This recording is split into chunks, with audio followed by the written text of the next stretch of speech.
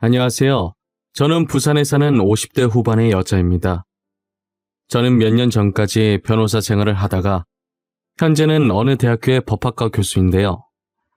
저희 세대에는 공부하는 여자들이 몇 없었습니다. 특히 공부를 하더라도 대학까지 가는 여자들은 극소수였어요. 그런 제가 대학을 나와 변호사까지 됐다는 건 마을에 크게 잔치를 열어야 할 일이었죠. 하지만 저는 부모님 몰래 숨어서 공부를 하느라 잔치를 열 수 없었어요. 그런 상황에도 이렇게 멋있는 직업을 가질 수 있게 만들어준 건 다 언니 덕분인데요. 저희 집은 할아버지 유산으로 땅 하나를 가지고 있는 게 있어서 가난하진 않았어요. 그 땅으로 농사를 지었고 농작물을 팔아 번 돈으로 생활했었거든요. 저희 아버지는 엄청나게 가부장적인 사람이셨어요. 남자는 하늘이고 여자는 땅이라는 말을 입에 달고 계실 정도였으니까요. 집안 여자가 입만 열어도 어디서 여자가 남자 말하는데 토를 다냐고 하시던 분이셨어요. 지금 시대에 저런 발언을 하게 된다면 아마도 저 말한 사람이 욕을 2배로 먹겠지만요. 그 당시에는 저희 집안뿐만 아니라 다른 집안에서도 남자들만 공부시키고 여자들은 책 근처에도 못 가게 하고 집안일을 시키거나 일찍이 돈 벌어오라고 하는 경우가 흔했어요. 그래서 오빠만 학교를 다녔었고 저는 집에서 엄마와 같이 집안일을 했고 언니는 장녀라 밖에서 돈 될 만한 잡일을 했었어요. 오빠가 등교하는 모습을 볼 때면 저와 언니는 항상 이런 점에 불만이 많았었어요. 첫째인 언니와 6살 차이가 났고 둘째인 오빠와는 2살 차이가 났었어요. 저는 오빠보다는 언니한테 의지를 많이 하는 편이었어요. 아무래도 나이차가 많이 나서 어른스럽기도 하고 같은 여자니까 그랬던 것 같기도 해요. 언니는 일 마치고 오면 알게 모르게 제 집안일도 대신해주곤 했었어요. 그러다 오빠가 공부한다고 방에 구구단을 붙여놓은 게 있었어요. 저는 가만히 누워서 그걸 외우고 있었는데 언니가 그 모습을 봤는지 저한테 공부를 해보지 않겠냐고 물어보는 거예요. 우와, 소은아, 너 저거 다 외운 거야? 소은이도 7단부터는 못 외우던데. 학교도 안 다니면서 어떻게 외웠어? 천재네. 얼마 만에 외운 거야? 하루 만에 다 외웠는데? 저게 그렇게 대단한 거야? 저게 뭔데? 그냥 벽에 붙어있길래 보다 보니까 외워진 건데. 하루 만에 외웠다니 대단한데? 그런데 뭔지도 모르고 외운 거야? 저건 구구단이라는 거야. 소은이 이 정도면 다른 것도 금방 배우겠는데? 소은이 오빠처럼 공부해볼래? 공부는 오빠만 할 수 있는 거 아니야? 아빠한테 걸리면 혼날걸? 언니는 아빠 안 무서워? 나는 아빠 많이 무서운데.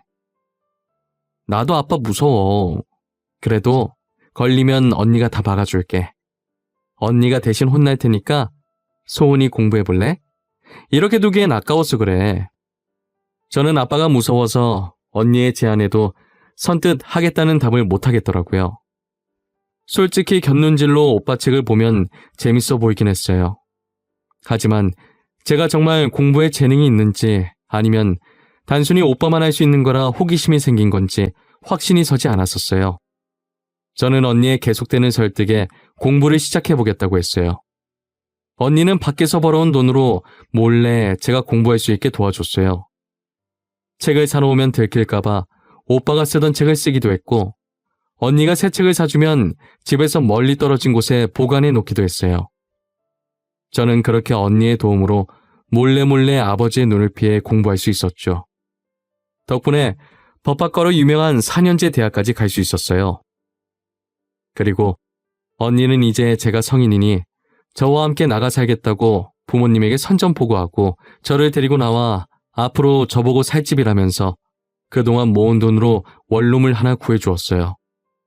제가 대학을 가게 된 것도 지옥의 소굴에서 벗어난 것도 다 언니가 없었다면 할 수 없는 일이었어요.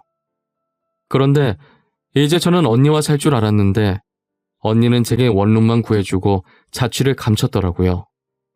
저도 뒤늦게 알았던 사실인데 언니가 제 친언니가 아니고 부모님이 입양한 양언니였어요. 저희 부모님이 결혼 후에 몇 년 동안 아무리 노력을 해도 임신이 안 됐대요.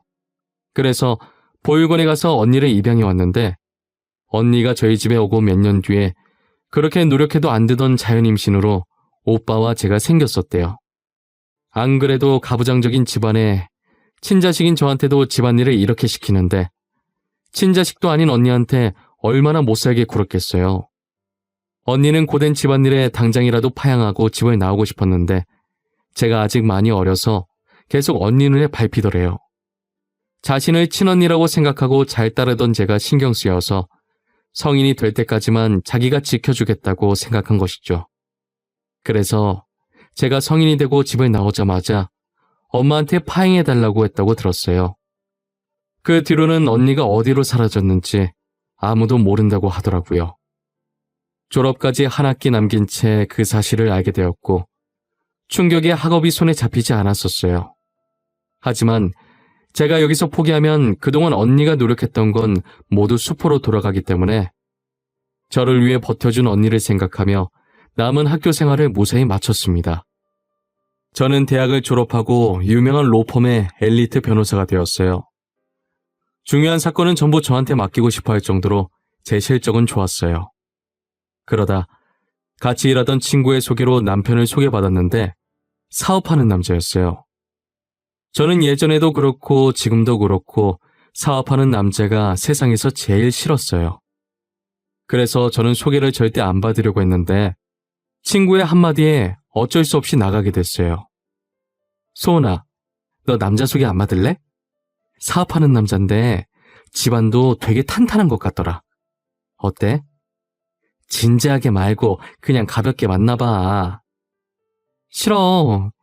나 소개팅 그런 거 딱 질색이야. 어색한 분위기 너무 싫어. 더군다나 사업하는 남자? 진짜 소름이 끼칠 정도로 싫어. 사업하는 남자가 왜? 이 사람 지금 돈 되게 잘 벌어. 다들 소개해달라고 난리인데 일부러 너한테 소개해주려고 안 된다고 했단 말이야. 야, 최근에 들어온 사건들 다 사업 관련된 사건들이거든? 서로 뒤통수 치고 헐뜯고 난리도 아니야. 비즈니스 관계만 그런 줄 알아? 여자 관계도 되게 복잡해. 하긴 그렇긴 하지. 나한테도 사업하는 남자 상간녀 소송만 이번에 몇 개나 들어왔는지 몰라. 근데 이 사람은 다른 것 같던데? 한 번만 만나봐. 2번 만나라고는 안 할게. 싫다는데 얘가 왜 계속 이러지? 사업하는 남자가 다 거기서 거기지. 절대 안 나가. 목에 칼이 들어와도 안 나갈 거야. 나 분명히 말했다. 약속 잡지 마. 알겠지?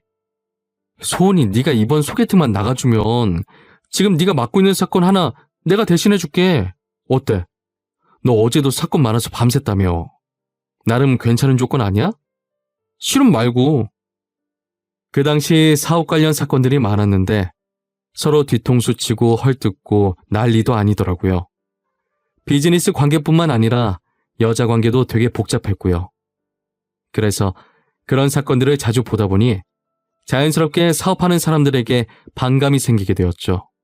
그런데 그것보다 당시 친구가 소개팅만 나가주면 제가 맡고 있던 사건 하나를 자기가 대신 해주겠다는 말에 혹해서 나가버렸어요. 저는 남편을 한번 만나보니 매너도 좋고 깔끔한 게 외향적으로는 제 마음에 들긴 했어요. 하지만 전 남편도 똑같은 사람이라고 생각하고 만날 때마다 늘 의심하고 경계를 풀지 않았어요. 그런데 변함없이 제게 사랑한다고 표현해주고 항상 저부터 생각하고 잘해주길래 저도 어쩔 수 없는 여자였는지 남편에게 점점 마음을 열어주기 시작하더라고요. 저희는 1년 반 정도 연애하고 결혼을 하게 되었어요. 2년 정도는 평범한 부부들처럼 싸우기도 많이 싸우고 그러다 언제 싸웠냐는 듯 화해하고 둘이서 놀러도 많이 가고 저와 남편 반반 닮은 귀여운 딸도 낳고 행복했어요. 남들과 다를 줄 알았던 남편도 결국 그 사람들과 똑같았고 저의 행복은 오래가지 않았어요. 회사가 잘 될수록 점점 콧대만 높아져 사고를 치기 시작하더라고요. 변호사 부인을 두고도 어떻게 바람을 필 수 있는지 이해가 되질 않더라고요. 남편이 외도를 3번 정도 걸렸는데 걸리는 족족 상간녀 소송을 했었어요. 저는 아이 때문에 이혼만큼은 참으려고 했으나 결국 세 번째 때는 남편에게 이혼 소송을 했죠. 저희는 이혼을 하고 저와 남편 사이에 있던 딸은 제가 키우기로 했습니다. 저는 이혼 후에도 변호사 생활을 하다가 몇 년 전에 법학과 교수로 전향을 했어요. 아버지 없이 홀어머니 밑에서 자랄 딸이 너무 걱정되었지만 제 걱정이 무색하게 딸은 성인이 될 때까지 반항 한 번 한 적 없이 착하게 잘 자라주었어요. 혹시나 제가 걱정할까봐 알아서 척척하던 배려심 깊은 아이였죠. 그런 딸이 언제 이렇게 컸는지 결혼하고 싶은 남자가 있다고 제게 소개시켜주겠다고 하더라고요. 언제 벌써 결혼할 때가 된 건지 아직은 딸을 제 옆에 끼고 있고 싶다는 생각에 이때까지 지나온 시간들이 너무 야속했어요. 그런데 딸은 엄마 인생을 담는다는 말이 맞는 건지 하필 사업하는 남자를 데리고 왔더라고요. 저는 사업한다는 소리를 듣자마자 딸의 결혼을 필사적으로 반대했어요. 엄마, 내가 말했던 사람이야. 나보다 나이는 좀 많은데 되게 아빠 같은 느낌으로 나를 잘 챙겨줘. 내가 힘들 때 많이 의지했던 사람이야. 안 그래도 우리 딸한테 얘기 많이 들었어요. 어찌나 착하다고 칭찬을 하던지. 이건 그냥 형식적으로 물어보는 말인데 혹시 무슨 일 하는지 알 수 있을까요? 말씀 편하게 하세요, 어머님. 저는 거창한 일을 하는 건 아니고 저희 어머니 따라 조그만 사업 하나 하고 있어요. 지금 뭘 한다고요? 사업한다고 하셨어요? 소윤아, 이건 아니다. 나는 이 결혼 절대 허락 못한다. 죄송하지만 이만 돌아가 주시겠어요? 이 결혼은 아닌 것 같네요. 엄마, 왜 그래? 아직도 아빠 때문에 그래? 20년도 더 된 일이잖아. 나도 엄마한테 들어서 알아. 그래서 사업하는 사람 싫어하는 것도 알고. 하지만 오빠는 달라. 나도 한땐 너처럼 너네 아빠는 딴 사람들과 다르다고 생각하고 결혼했어. 하지만 끝은 결국 이렇게 됐잖아. 더 말할 것도 없어. 이 결혼은 안 돼. 저는 절대 사업하는 남자에게 딸을 맡길 수가 없었어요. 제게는 너무나 소중한 딸이기에 저 같은 인생을 물려주기 싫었거든요. 딸은 단 한 번도 제 말을 안 들은 적이 없었는데 이번엔 본인의 뜻을 굽히지 않더라고요. 방에만 틀어박혀서 나올 생각을 하지 않았어요. 저를 보려고 하지도 않고 제가 차려준 밥을 먹으려 하지도 않아서 저는 저러다 딸한테 큰일이 나는 게 아닌가 하는 걱정만 늘어갔어요. 결국 자식 이기는 부모 없다고 제가 딸한테 두 손 두 발 다 들고 말았어요. 딸의 방문을 두드리며 일단 상견례 날짜 잡아보자고 하니 그제서야 딸이 웃으면서 방에서 나오더라고요. 며칠 못 먹었다고 그새 볼이 홀쭉하게 들어간 게 보기 안쓰러웠어요. 방에서 나오자마자 밥부터 먹이고 상견례 날짜 잡아오라고 천천히 얘기를 꺼냈어요. 딸은 상견례 날짜를 잡아왔고 하필 당일날 학교에 급하게 일이 생겨서 상견례 장소에 부랴부랴 달려가기 시작했어요. 저는 거의 다 와갔을 때 시간을 봤는데 시간이 아직 남았길래 잠시 서서 숨을 돌리고 있었어요. 이 나이에 뛰려고 하니 심장이 터질 것 같이 뛰더라고요. 정신없이 심호흡을 하고 있는데 바로 제 앞으로 스쳐 지나간 사람이 언니와 많이 닮은 거예요. 저는 놓칠세라 급하게 뒤쫓아갔는데 언니 닮은 사람이 제가 가야 하는 곳과 같은 장소로 들어가더라고요. 그 사람이 들어가자마자 저도 곧이어 바로 들어갔죠.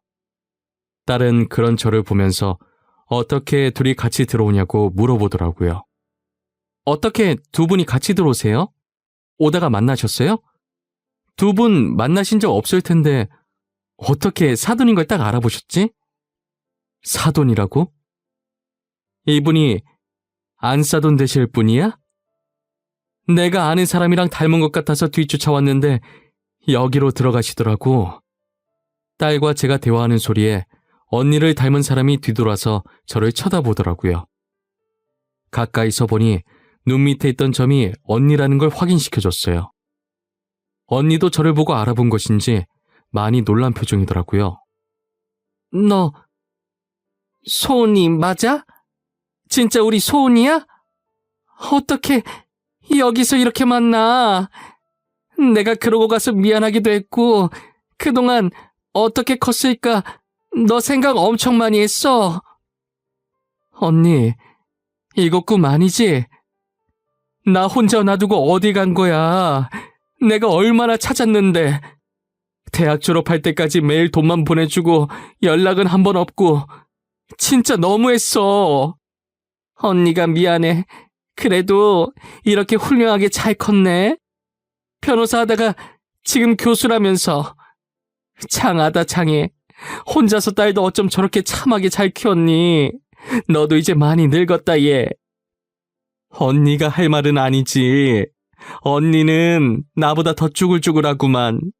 아니, 어떻게 우리가 사돈으로 만나? 무슨 인연이 이래? 알고 보니 예비 사위의 엄마, 그러니까 제 예비 안사돈이 저희 언니더라고요. 저와 언니가 눈물의 상봉을 하고 있으니 상견례 분위기는 당황스러움이 가득했어요. 상황 설명을 들은 후 다들 어떻게 이렇게 다시 만나냐며 신기했어요.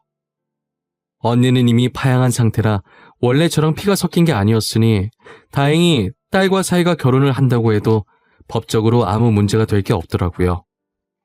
하지만 여전히 예비 사이가 사업하는 게 제 마음에 걸렸어요. 언니의 아들이라는 걸 알고 나니 예비 사이가 허튼 짓을 할까봐 걱정되는 게 아니라 이게 안정적으로 유지가 잘 되어야 하는데 혹시나 휘청이면 어떡하냐는 걱정이었어요. 그런데 다 쓸데없는 걱정이었나 봐요. 나는 언니 아들이라 다른 건 걱정이 전혀 안 되는데 사업한다는 게 걱정되네.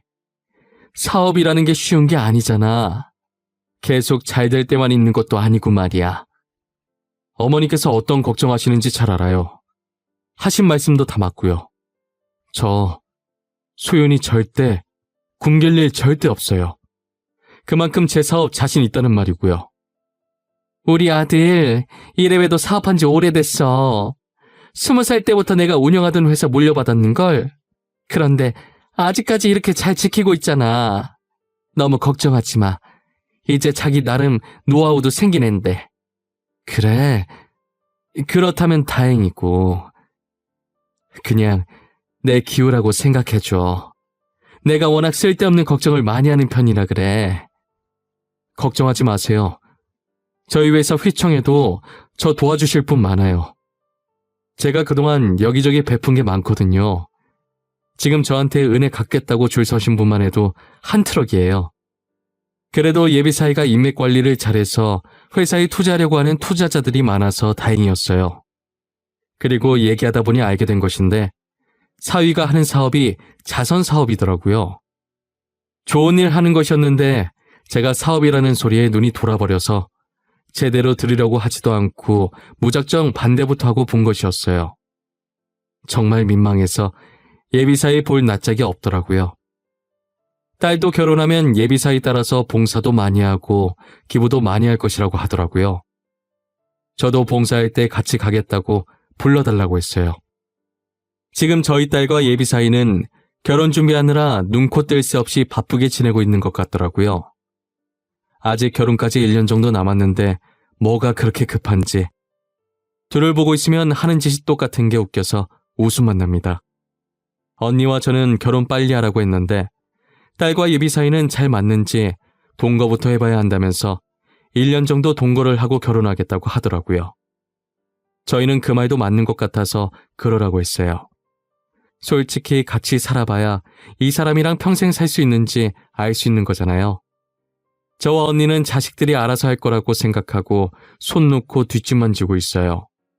그리고 종종 자주 만나서 이런저런 그가 못 나눈 이야기들을 나누면서 행복한 시간들을 보내고 있고요.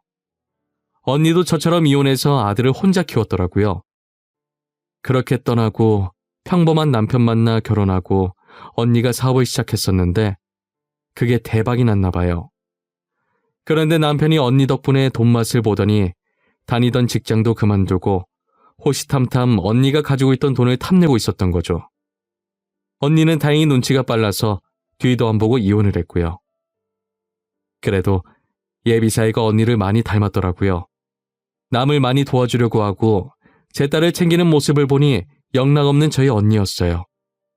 이제 저희도 슬슬 호칭 정리를 해야 하는데 어떻게 하면 좋을지 언니한테 물어보니 그냥 이대로 언니 동생으로 지내는 게 좋다고 하더라고요. 저는 이대로가 나쁘지 않아서 언니의 뜻을 따르기로 했어요.